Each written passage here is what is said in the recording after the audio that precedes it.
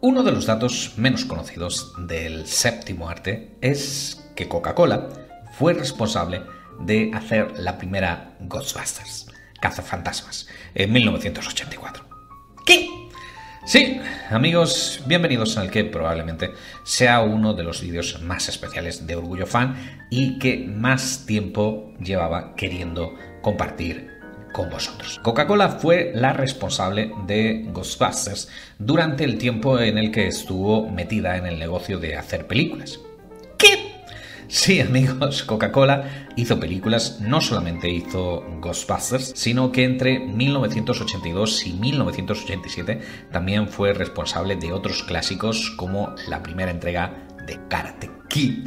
Cuenta conmigo, la adaptación del relato de The Body de Stephen King, que es una de mis películas favoritas de cuando era niño, de Cuando Harry encontró a Sally, también fue responsable, que reinventó el género de la comedia romántica, de la oscarizada Gandhi, que si no me equivoco recibió 8 premios de la Academia, o de Tootsie, otra comedia que ahora está triunfando en Broadway, convertida en una obra de teatro musical que también recibió 10 nominaciones en su día. De todas estas películas fue indirectamente responsable Coca-Cola, pero también fue responsable de la que está considerada como una de las peores películas de todos los tiempos y sin duda uno de los grandes fracasos económicos del séptimo arte. Un desastre tan mayúsculo que a Coca-Cola se le quitaron inmediatamente las ganas de seguir metida en la industria del cine. De todo ello quería hablaros en el vídeo de hoy de Orgullo Fan, así que venga, cabecera y comenzamos.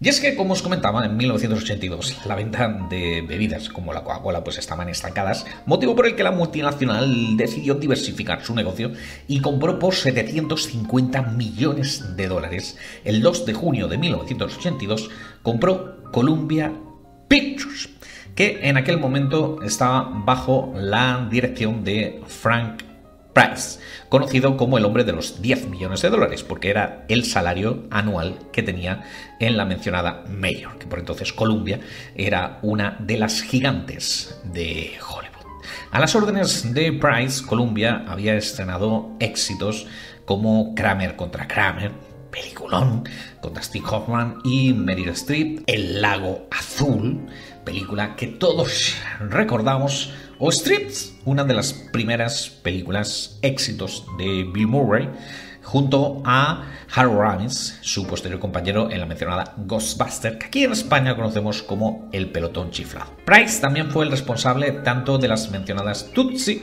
como de Gandhi, que se estrenaron cuando Coca-Cola ya era propietaria de la compañía, pero es cierto que de esas películas, digamos que no tuvo una responsabilidad directa Coca-Cola, porque cuando compró la compañía ya estaban completamente terminadas y solo quedaba el estreno de las mencionadas. Bueno, digamos entonces que los primeros pasos de Coca-Cola dentro de la industria del cine empezó muy bien, pero la cosa se torció al año siguiente. En 1983, el negocio del cine, bajo las órdenes de Coca-Cola, aumentó. Columbia estrenó muchas más películas, pero solamente de las 15 películas más taquilleras de 1983, solamente 2 fueron de Columbia, y sin embargo estrenaron fracasos tan estrepitosos como La fantasía heroica de Krull, que era una mezcla entre Conan, Star Wars y El Señor de los Anillos, Spring Break, que era una comedia subida de tono tipo, yo qué sé, iba a decir American Pie, pero sería más bien Porky's, ¿no? Por la época, aquí en España se estrenó como Movida de Verano, o The Survivors, que era otra comedia, en este caso al servicio de Robin Williams y Walter Matthau, que aquí en España conocimos como Sufridos Ciudadanos.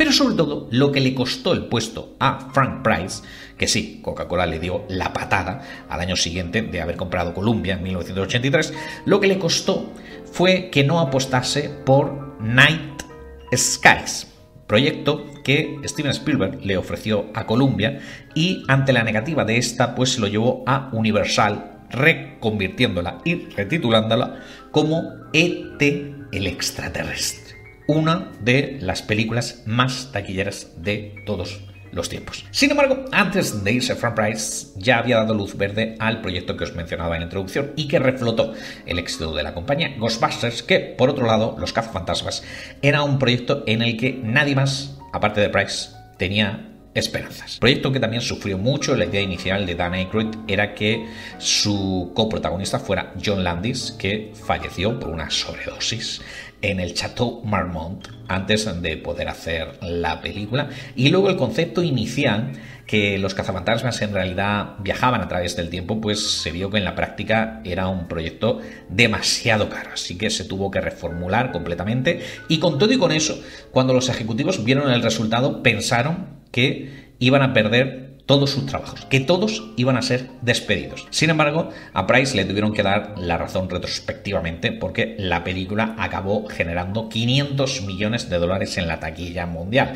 Así que bueno, algo de bueno hizo Frank Price antes de irse y ser sustituido por un tal Guy McElwin, un jugador de béisbol que se había reconvertido a agente y publicista y posterior ejecutivo de la industria del cine, que había sido agente, representante, entre otros, de Warren Beatty. Y aquí es cuando la historia empieza a ponerse realmente interesante. Y es que por aquel entonces Warren Beatty, que era una superestrella, había ganado el premio Oscar a Mejor Director por Reds, Rojos. Bueno, pues se sentía en deuda con Elaine May, que era una guionista no acreditada en la mencionada Reds y que también había sido partícipe en otro de los éxitos de Warren Beatty, El cielo puede esperar, película de la que ahora mismo se está planteando hacer un remake protagonizado por Glenn Powell. En fin, total, que tanto Warren Beatty como Dustin Hoffman, que había sido también uno de los responsables, uno de los defensores de Elaine May, bueno, ¿cómo se pronuncia? Elaine May, que había sido uno de los valedores de la guionista, porque también había participado en la reescritura de otro de sus grandes éxitos, Tootsie. Bueno, pues ambos dos querían darle un proyecto en el que ella pudiera expresarse sin ningún tipo de ataduras e injerencias de ningún estudio. De hecho, cuando Warren Beatty llevó el proyecto de Ishtar, que es la película de la que os quería hablar mayormente, bueno, cuando llevó el proyecto de Ishtar, Warren Beatty a Columbia, le dijo a McElwin lo que ella quiera. Dadle lo que ella quiera. Es mi única condición para hacer una película con vosotros. Warren Beatty y Elaine May se habían reunido, habían cenado juntos para hablar de la posibilidad de hacer una película conjunta, y ella le había dicho que tenía en mente hacer una cinta del estilo de Road to Hong Kong, una cinta de 1962 a mayor gloria de Bing Crosby y Bob Hope, sobre un grupo de dos cantautores fracasados del estilo Simon and Garfunkel que viajan hasta Marruecos para dar un bolo y acaban metidos en una reyerta entre la CIA y el Frente Polisario de Liberación. En fin, que acaban metidos ahí en un chanchullo. Una comedia de enredos muy del estilo de otras que ya hemos visto, como, yo qué sé, como Mentiras arriesgadas, por poner un ejemplo. Además, Ishtar no solamente iba a contar con Warren Beatty, que ya era una cabeza de cartel bastante importante, sino que iba a tener como coprotagonista al mencionado Dustin Hoffman, que en aquel momento tenía, ojo, 5 nominaciones al premio de la Academia. O sea, ya había estrenado Dustin Hoffman El Graduado, ya había estrenado Cowboy de Medianoche, ya había estrenado Lenny, ya había estrenado Kramer contra Kramer y ya había estrenado Tootsie. 5 nominaciones, de las cuales ya había ganado una, y no solamente eso, sino que Ishtar iba a ser la película que le volviera a poner en la pantalla grande después de una retirada de la misma, es decir, una retirada del cine que había tenido Hoffman después de Tootsie de 5 años en los que se había centrado en la muerte de un viajante, en la obra de teatro de Arthur Miller, que representó no solamente sobre los escenarios, sino también en una película para la televisión que le valió un premio Emmy, película donde además salía un jovencísimo John Malkovich. John Malkovich con pelo, ojo, que esa era la principal novedad de esa película, que es una adaptación, por cierto, muy fiel de la obra de Arthur Miller, por si os interesa saberlo. El rodaje de Ishtar, como os podéis presuponer, ya ha pasado a la historia del séptimo arte como el ejemplo perfecto de que todo lo que puede salir mal cuando se alinean los planetas, pues va a salir rotundamente mal. Para empezar, una de las peores decisiones que se tomaron fue que la película realmente se rodara en Marruecos. ¿Y por qué se fueron a Marruecos, no? A rodar una comedia. ¿Por qué se fueron a Marruecos a rodar cuando la podían haber rodado en Los Ángeles, donde el presupuesto habría estado más controlado? Pues bueno, resulta que Coca-Cola, por otro tipo de negocios, no sabemos qué tipo de negocio, pero entiendo que eran negocios legales, pero el caso es que tenía un dinero allí en Marruecos que no podían repatriar. Entonces dijeron, bueno, pues que se vayan a Marruecos y así aprovechamos ese dinero. Pero claro, el rodaje en Marruecos lo multiplicó todo. Hasta el punto de que, por ejemplo, cuando en alguna cámara se estropeaba una pieza, pues para que no quedara en aduanas, para asegurarse de que no iba a haber contratiempos, de que no se iba a retrasar en el rodaje, tenían que mandar a una persona desde Los Ángeles con la pieza en primera clase, desde Los Ángeles hasta Marruecos, y pagarle una semana de estancia en hotel. O sea, what the fuck. Otra de las anécdotas más conocidas es que uno de los ayudantes de producción fue al mercado de Marruecos a buscar un camello con los ojos azules. ¿Por qué demonios tenía que buscar un camello de ojos azules precisamente? Estaréis pensando. Bueno, pues que resulta que en la trama es bastante importante la aparición de un camello ciego. Bueno, pues el asistente, contra todo pronóstico, que yo no sabía que había camellos con ojos azules, contra todo pronóstico encontró el puñetero camello de los ojos azules. ¿Qué es lo que sucedió?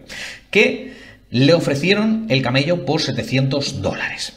Y el ayudante dijo, ok, pues ahora que ya tengo esta información, ¿no?, esta experiencia negociando con los marroquíes, que ya sabéis que son bastante particulares a la hora de negociar, pues voy a buscar otro camello, a ver si encuentro otro más barato, ¿no? Bueno, pues al final no encontró otro puñetero camello de ojos azules, obviamente, no es que sean muy comunes, que digamos, y cuando regresó a comprar el camello de ojos azules que había encontrado en un primer momento, resulta que durante el tiempo que había tardado en volver, el propietario del camello se lo había comido. Esa es una de las anécdotas más conocidas de la historia del cine. ¿Hay más anécdotas? Sí, hay más anécdotas. Anécdotas como, por ejemplo, que Elaine May tenía fama dentro de Hollywood, a pesar de que no era una directora muy experimentada. Bueno, pues tenía fama de rodar muchísimo. O sea, muchísimos metros de metraje, kilómetros y kilómetros, hasta el punto de que decían que rodaba casi tanto como Stanley Kubrick, ¿no?, que era famoso precisamente por este particular. Y como gran parte de la trama transcurría en el desierto, pues empezaron a buscar dunas, ¿no? Venga a buscar, y no encontraban ninguna. Y cuando por fin encontraron las que parecían apropiadas, Elaine May dijo, ¿sabéis qué? Que no quiero dunas. Entonces tardaron una semana en aplanar el desierto. O sea, hay algo más estúpido que eso. O sea, que me recuerda a la escena esa de Spaceballs, de la loca aventura del espacio, creo que se estrenó aquí esa película, la loca historia de la galaxia, sí, Spaceballs, ¿no? Cuando decían peinar el desierto, ¿no? Y se veía ahí a los troopers, ¿no?, peinando literalmente con un peine gigante, peinando el desierto. O sea, hay cosa más estúpida que aplanar el desierto, que a todo esto no os lo he dicho, pero lo primero que tuvo que firmar Columbia, lo primero que tuvo que pagar es un salario de 12,5 millones, tanto para Elaine May como para los dos protagonistas, Warren Beatty y Dustin Hoffman, que a día de hoy, aplicada la inflación, eso serían como $37 millones para una comedia, ojo. Por todas estas anécdotas podéis entender que cuando terminó el rodaje, que por supuesto se retrasó muchísimo más de lo que estaba esperado, incrementando el presupuesto inicial de $27 millones, pues incrementado a 55, es decir, el doble para 1985, que fue cuando se rodó la película, que a día de hoy esto sería como $100 millones, o sea, una superproducción para una comedia que encima la ves en pantalla y no tiene nada, o sea, no hay valores de producción que justifiquen dicho presupuesto. En fin, os podéis imaginar que cuando terminó el rodaje, Warren Beatty, que había sido el gran valedor, de hecho la película se había hecho como una especie de compensación, como una especie de favor para Elaine May, ¿no?, para que ella pudiera realmente demostrar lo que valía como directora. Bueno, pues al final del rodaje no se soportaban. Entre otras cosas, al margen de todo lo que he dicho, entre otras cosas, porque la principal protagonista femenina era Isabella Adjani, guapísima chica que en aquel momento era la novia de Warren Beatty. Bueno, pues por algún extraño motivo, cosas de mujeres, imagino, pues Isabella Adjani no se llevaba bien con Elaine May y esto pues repercutió, por supuesto, en la relación que Warren Beatty tenía con la directora. Hasta el punto de que cuando regresaron a Estados Unidos, Warren Beatty con el gerifalte máximo de Columbia, no con el jugador de béisbol reconvertido, sino con el jefazo que había por encima de él, con un tal Fay Vincent, ¿vale? Y le dijo que, oye, tenemos un problema, mejor dicho, tú tienes un problema. El May no sabe dirigir, así que la tienes que despedir. Y Vincent dijo, vale, ok, la despido. Y Warren Beatty dijo, espera, no la puedes despedir. ¿Qué? ¿Por qué no la puedo despedir? No, porque ya sabes que yo soy un defensor de los derechos de las mujeres, soy feminista. Feminista para la época, 1980, para la gente que dice que esto del feminismo es algo nuevo. Bueno, total, que Warren Beatty dijo, no la puedes despedir. Lo que vamos a hacer es lo siguiente, vamos a rodar cada escena 2 veces. La vamos a rodar como la rodaría Elaine May, que insisto, no sabe dirigir, y la vamos a rodar como la rodaría yo, ¿no? Que yo ya tengo un premio de la Academia por haber dirigido Reds. Y Vincent le respondió, o sea, ¿que quieres que rodemos la película 2 veces? Y Warren Beatty dijo, sí. Para esas alturas ya estaba claro que Eastar iba camino de convertirse en uno de los grandes desastres de la historia del cine, así que Vincent decidió despedir a McElwin y sustituirle por otro. Es decir, sí, ya vamos por 3 directores distintos de Columbia durante el tiempo que Coca-Cola fuera propietaria de la misma. Ahora se puso en las manos David Putnam, que estaréis pensando, bueno, ¿y por qué es relevante este tío? Bueno, pues porque David Putnam estaba totalmente en contra de los 2 protagonistas de Eastar. Tanto de Warren Beatty había hecho declaraciones en contra de Red, señalando directamente a Warren Beatty y el excesivo control que le habían dado los estudios a la hora de dirigir dicha película, y sobre todo estaba en contra Putnam de Dustin Hoffman, con quien había trabajado en una película anterior del susodicho Agatha, que giraba en torno a la famosa desaparición de 11 días de la escritora de misterio Agatha Christie. La película se llama así, Agatha. Pues bueno, Putnam había discutido bastante con Hoffman por las injerencias que él había impuesto a la hora de coprotagonizar dicha película junto a Vanessa Redgrave, haciendo que su personaje, que en el primer borrador era un rol secundario, pues pasara a ser protagonista. Y cuando Putnam dejó la película, porque la dejó entre otras cosas por las discusiones que tenía con Dustin Hoffman, dijo abiertamente que Hoffman era la peor persona que había conocido en su vida. Y por todo ello, Putnam no hizo nada para que Eastar se recondujera. Más bien, al contrario, él fue el responsable de ir filtrando a la prensa el desastre en el que se estaba convirtiendo esa película. Y efectivamente, cuando todo apunta a que algo va a salir mal, pues tiene que salir mal, ¿no? Los medios y sobre todo los tabloides sensacionalistas estaban afilando los colmillos, estaban deseando que Eastar se convirtiera en un fracaso, porque nos encanta este tipo de historias a los críticos, ¿no? Y efectivamente encima había una especie de ánimo de revancha contra Warren Beatty, que tenía como esta imagen de prepotente dentro de la industria. Una de las gracias implícitas dentro de Eastar, que a día de hoy, si veis la película, pues seguramente lo entenderéis, es que Warren Beatty interpreta el papel de estos 2 Simon Garfunkel, bueno, pues interpreta el papel de un tipo medio tonto y falto de confianza. Warren Beatty es mucho más alto y mucho más fornido que Dustin Hoffman, mientras que Hoffman interpreta el papel del tío seguro de sí mismo. Es decir, como que intercambian un poco los roles. Bueno, pues digo, había cierto revanchismo por parte de la crítica en contra de Warren Beatty y estaban deseando que efectivamente Eastar fuera un fracaso. La tildaron de ser una de las peores películas del año, una de las peores películas de todos los tiempos, así la calificaron medios como Time, Los Angeles Times, que es otro periódico, no confundir con la revista Time que estaba diciendo antes. Bueno, Los Angeles Times dijo que Eastar era uno de los peores desastres económicos de la meca del cine. En esa lista, por cierto, de grandes batacazos, pues estarían películas que todos conocemos como John Carter o El Llanero Solitario, ambas de Disney y que se estrenaron mucho después de Eastar, pero también estarían películas menos conocidas como por ejemplo Pluto Nash, aquella cinta de Eddie Murphy en el espacio que era como ¿What? ¿A quién se le ocurrió esto? Y también aquella de Keanu Reeves, ¿no? 47 Ronin, aunque bueno, igual algún día tendría que hablar de cuáles han sido realmente los grandes batacazos de la historia del cine. Aunque os tengo que reconocer que vista a día de hoy, esta es bastante simpática. O sea, la película se ha ido como revalorizando con el paso del tiempo. Fuera de su contexto, pues por supuesto lo único que queda es eso, la película en sí. Y tanto Hoffman como Warren Beatty estuvieron bastante satisfechos con el corte final de la película. E incluso el A-May ha dicho, si realmente la gente que odia Ishtar la hubiesen visto, yo sería, a día de hoy, sería millonaria. Pero bueno, como os comentaba en la introducción, es indudable que el fracaso de Ishtar hizo que Coca-Cola pusiera pies en polvorosa. Y ojo, no le salió mal la jugada porque vendió por 1.500 millones, es decir, en 5 años duplicó el valor de Columbia Pictures y se la vendió a Sony.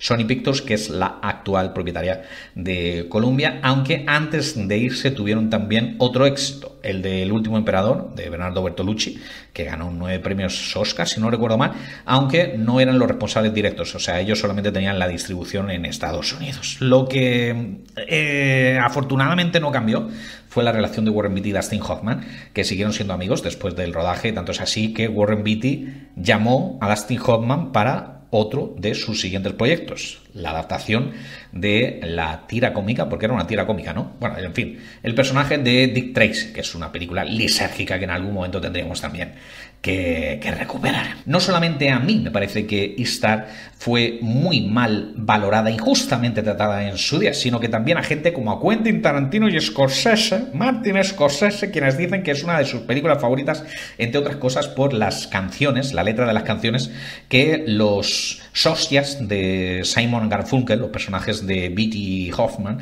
perpetran a lo largo de toda la trama, que fueron compuestas por un tal Paul Williams, que esto tampoco tiene ningún puto sentido. O sea, el A-May pedía a Williams que compusieran las canciones completas, aunque luego en la película solamente cantan unas pocas líneas. O sea, es que eso no tiene ningún sentido. Pero bueno, Paul Williams, que insisto era el compositor de estas canciones, dice que es el trabajo más divertido que ha tenido en su día, y efectivamente el trabajo se nota. Insisto, no es que se haya revalorizado y haya ganado esta etiqueta de en realidad es una obra maestra incomprendida, como le ha pasado, yo qué sé, a Showgirls, pero por ahí andará el caso de Ishtar. Aunque antes de despedir este vídeo, tengo que dar 2 apuntes negativos, y es que el A-May quedó tan afectada por el fracaso de esta cinta que nunca jamás volvió a ponerse detrás de las cámaras, aunque sí volvió a escribir. De hecho, incluso recibió una nominación al premio de la Academia por Primary Colors, la película aquella donde salía John Travolta haciendo de un socias de Bill Clinton. Bueno, en fin, estuvo nominada por dicha película. Y ojo, porque sabéis que en el año 2017, derivada de todo el escándalo de Harvey Weinstein y el movimiento Me Too, 7 mujeres acusaron a Dustin Hoffman de abuso sexual. Bueno, en fin. Una de esas mujeres dijo que había sido agredida por Hoffman durante el rodaje de la mencionada Ishtar, e incluso quisieron meter dentro de la acusación a Meryl Streep, quien había sido coprotagonista de Hoffman en la mencionada Kramer contra Kramer, bueno, diciendo que el actor se había sobrepasado con ella cuando en una escena la había tenido que abofetear, algo que Meryl Streep desmintió.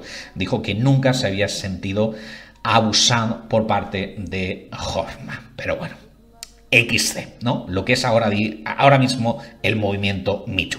XD. Total, que es el balance de Coca-Cola haciendo películas, ¿no? Un mega éxito cultural que sigue vigente a día de hoy, Ghostbusters. De hecho, es curioso, ¿no? Porque uno de los iconos que son más reconocidos en todo el mundo, o sea, en todo el mundo, tú vayas donde vayas, hay 2 símbolos, 2 iconos, 2 logos que la gente reconoce sí o sí, aunque te vayas a Alaska, Kuala Lumpur o Nigeria. Todos reconocen el símbolo de Coca-Cola y el símbolo de Ghostbusters, ¿no? El de la señal de prohibido con el fantasma, ¿no? Haciendo el signo de la victoria. Eso lo reconoce todo el mundo, vayas donde vayas. Qué curioso que ambas estén ligadas, ¿no? Coca-Cola y Ghostbusters, de la cual, por cierto, tuvimos el mes pasado el estreno de la secuela del reinicio o esta secuela tardía, en fin, la cuarta película de la saga, que no están nada mal estas dos últimas películas, pero todos coincidiremos en que no tienen nada que ver con el fenómeno sociológico que fueron el estreno de las primeras, de las dos primeras y sobre todo el estreno de la primera. En fin, el balance, insisto, es un mega éxito como Ghostbusters y una película que está considerada como uno de los grandes fracasos de la historia del cine. No está mal, ¿verdad? Y de todo ello os quería hablar en el vídeo de hoy de Orgullo Fan. Si os ha gustado ya sabéis lo que tenéis que hacer, dale like, suscríbete, comparte con tus amigos, con todo el mundo, deja un comentario para que yo sepa qué es lo que te ha parecido el vídeo y hasta que nos volvamos a ver, pues venga, ¡chao familia!